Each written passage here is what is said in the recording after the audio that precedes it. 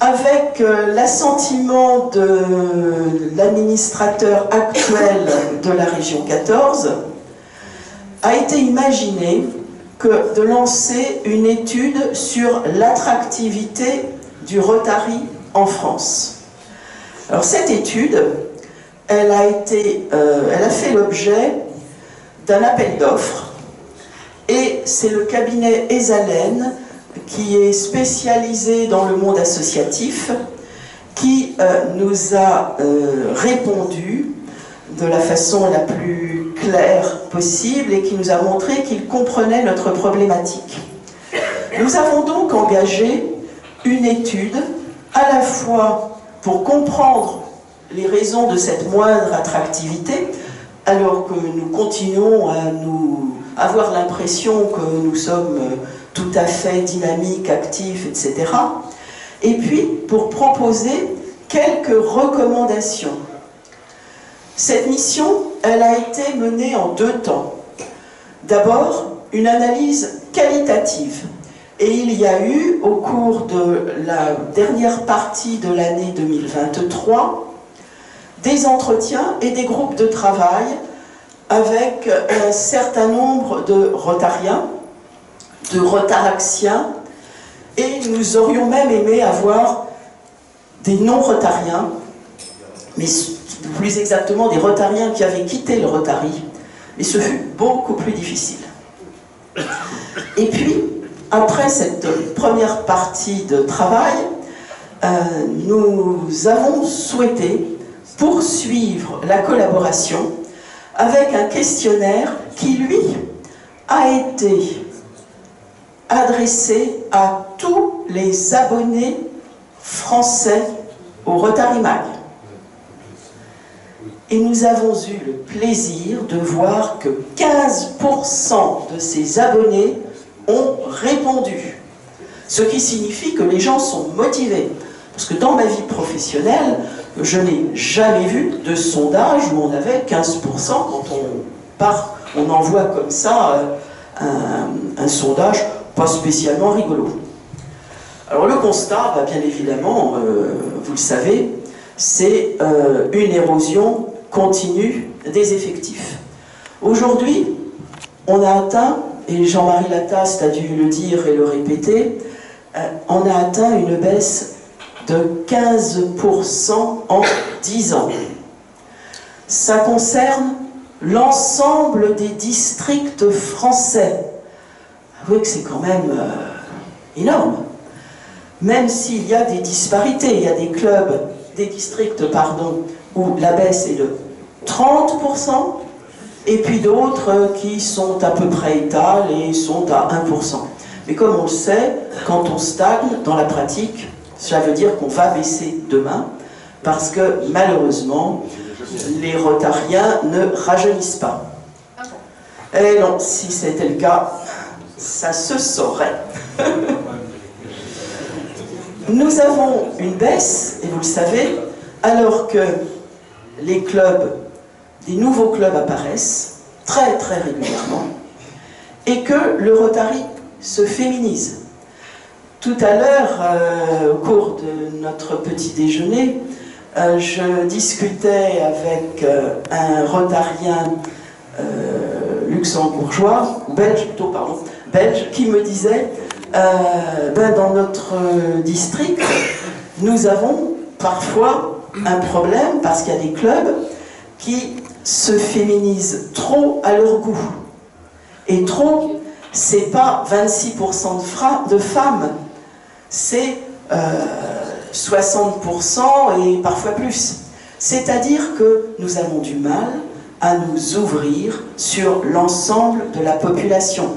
Nous disons que nous nous intéressons à des âges différents, à des genres différents, puisque c'est le mot bien pensant, mais en fait, dans la pratique, nos clubs ne se présentent pas comme ça.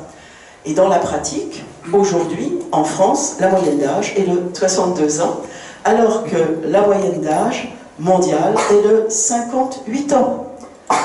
Nous avons des progrès à faire. Mais pourquoi? Avant de se dire, maintenant qu'on a constaté qu'il y avait une érosion des effectifs, il faut peut-être essayer de regarder les raisons de cette désaffection, qui peuvent venir à la fois de l'évolution de la société, mais ça c'est facile de dire ça. Une fois qu'on a dit ça, on n'a pas vraiment avancé, on est dans la même situation que tout le monde. Et puis, il y a peut-être aussi des mécanismes internes à interroger. Alors, l'évolution de la société. L'évolution de la société, c'est bien évidemment la transition démographique.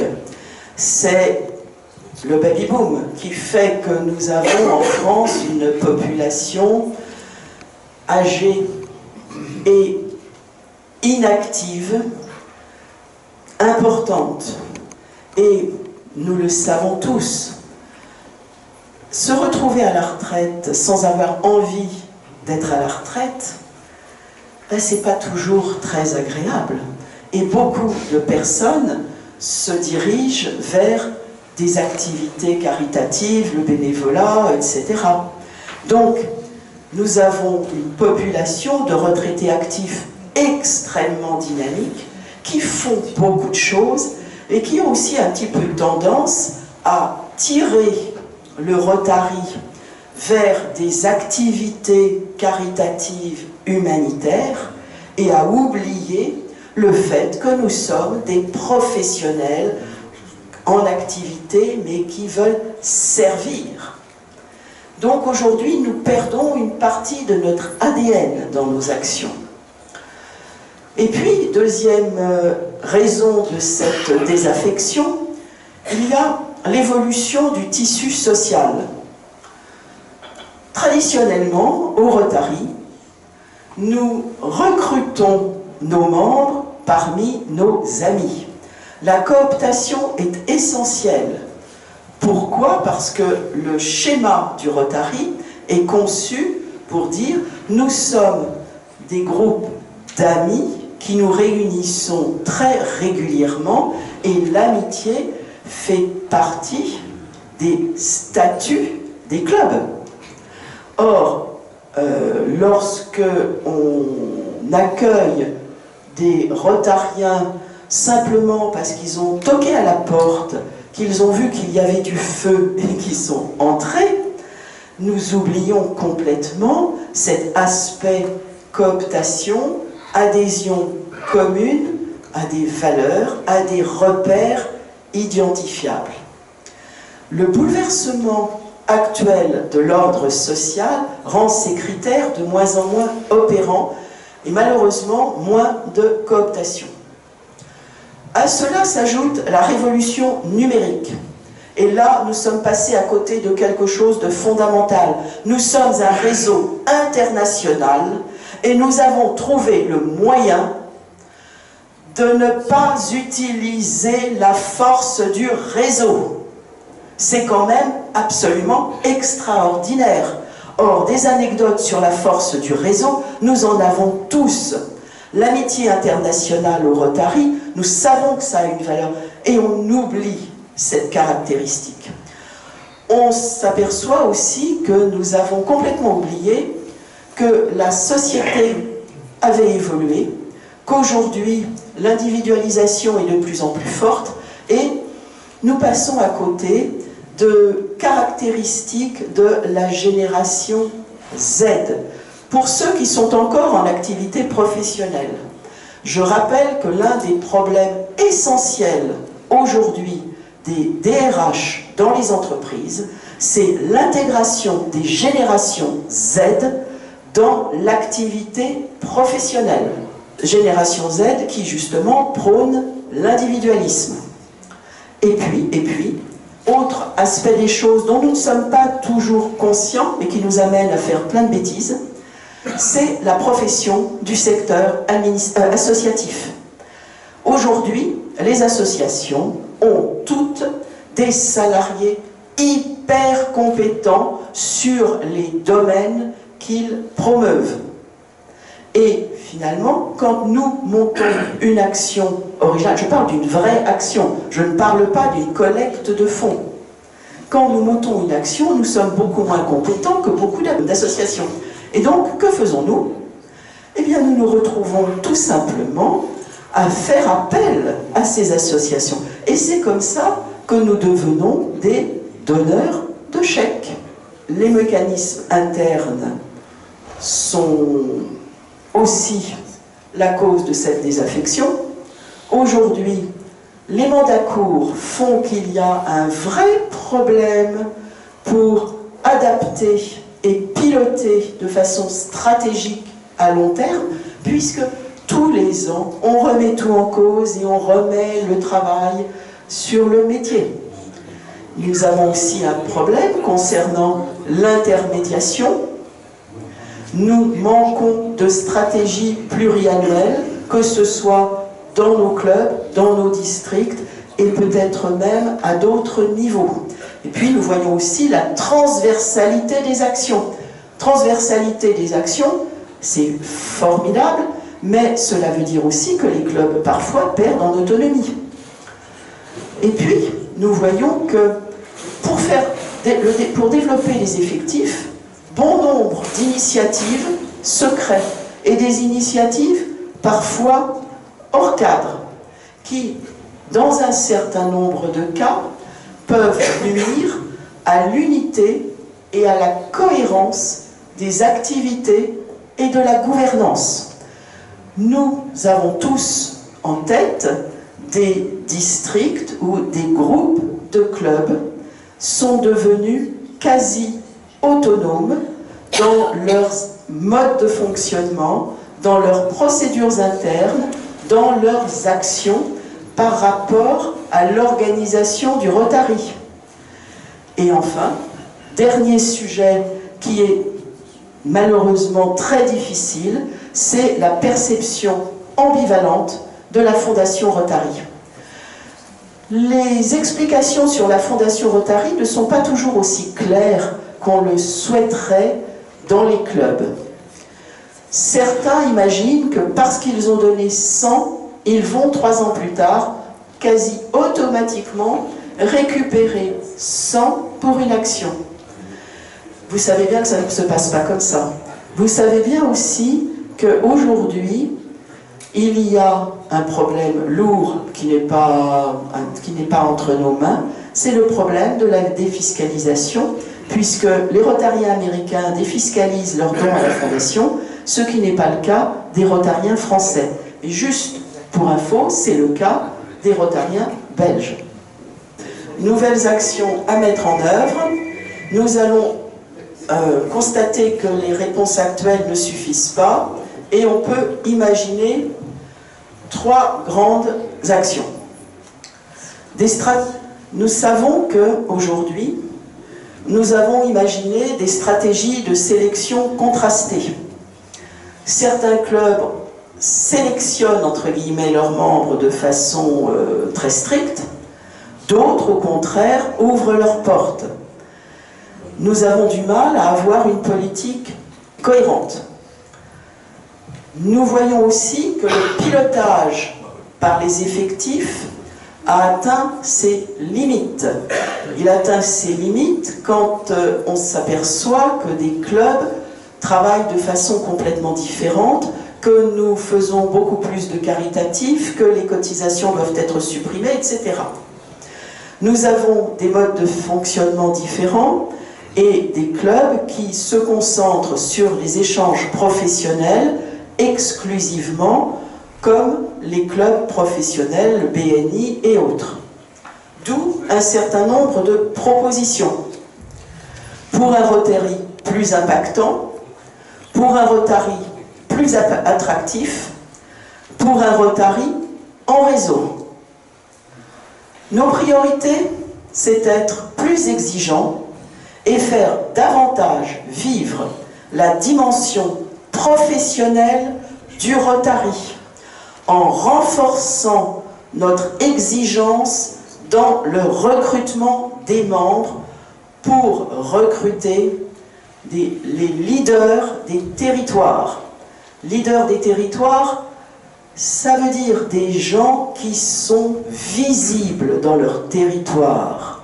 Et ça, c'est aujourd'hui compliqué. Même dans les grands clubs dits doyens, entre guillemets.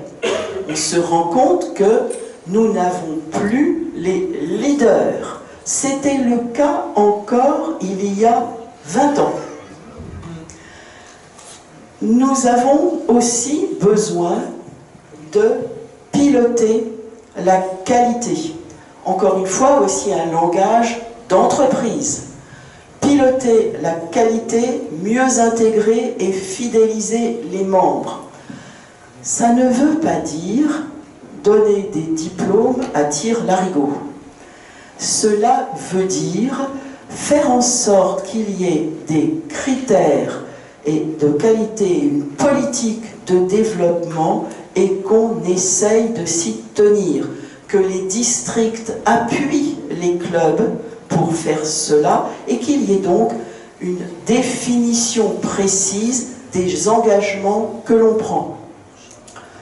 Et puis enfin, troisième point qui est peut-être un peu délicat, quand je dis repositionner le Rotaract comme un programme du Rotary, cela veut dire qu'il faut intégrer le Rotaract, mais bien considérer que nous sommes là aussi pour les aider et pas considérer que nous sommes à leur service. C'est une interprétation différente. Enfin, développer les liens entre les clubs et agir ensemble. Tout ce que j'ai entendu hier montre que nous avons tous envie d'agir ensemble. Mais dans nos districts, est-ce que nous le faisons? Est-ce que nous avons vraiment des actions communes sur lesquelles nous avons le même discours, la même façon d'appréhender les choses? Le fameux réseau social interne dont je parlais, il n'existe pas. Les actions interclubs, elles sont difficiles et elles deviennent très vite des actions de district. Or, vous le savez, en tant que gouverneur, vous êtes là pour animer. Vous n'êtes pas là pour monter des actions. Vous êtes là pour développer la bonne volonté des membres et l'image du Rotary. Et puis enfin, moderniser le fonctionnement des clubs. Aujourd'hui, on peut se poser des questions sur certains process internes, certaines formations hétéroclites et le positionnement club, district, région. Donc, toutes ces questions, toutes ces propositions, elles ont fait l'objet d'appréciations positives, différentes de la part des Rotariens auxquels nous les avons soumises. D'une façon générale, elles ont rencontré un niveau élevé de consensus. Mais, ce qu'il faut savoir, c'est que les gens sont parfaitement d'accord sur tout ce qui peut représenter, si j'ose dire, les bonnes paroles. Dès qu'on commence à dire, on va faire, on va travailler, on va mettre les mains dans le cambouis, alors là, ça devient beaucoup plus compliqué. Aujourd'hui, je voudrais insister sur le fait que notre Rotary est une communauté attachée à son histoire et à ses valeurs. Elle est consciente de l'évolution de la société, mais elle ne prend pas la pleine mesure de son vieillissement et des conséquences sur son avenir. Elle ne voit pas sa perte d'attractivité. Je vous signale que les gens, d'une façon générale, les Rotariens, comprennent qu'il y a une perte d'attractivité du Rotary. Ils ne voient pas qu'il y a une perte d'attractivité au niveau de leur club. Autrement dit, ils sont contents d'eux-mêmes. Une prise de conscience est donc aujourd'hui nécessaire. L'enjeu est double, faire prendre conscience aux membres de cette réalité et franchir un saut dans la nature et l'intensité des actions à entreprendre. Ça signifie une clarification des profils des membres, ça signifie une réaffirmation de la dimension professionnelle avec des leaders. C'est pas parce que quelqu'un est dans un métier qu'il représente son métier. Et il faut un environnement, s'adapter à un environnement numérique et international. Nous sommes le Rotary international. Cela passe par une stratégie de changement, donc un plan d'action à mettre en œuvre qui doit s'inscrire dans une stratégie de conduite de changement avec un exercice initial de conviction, une mise en œuvre pilotée des propositions et le respect dans les éléments de langage d'un équilibre constant entre l'appel au changement et la réaffirmation des fondamentaux. Vous trouverez dans le Rotary Mag de novembre, excellente revue, le résumé de cette étude. Merci.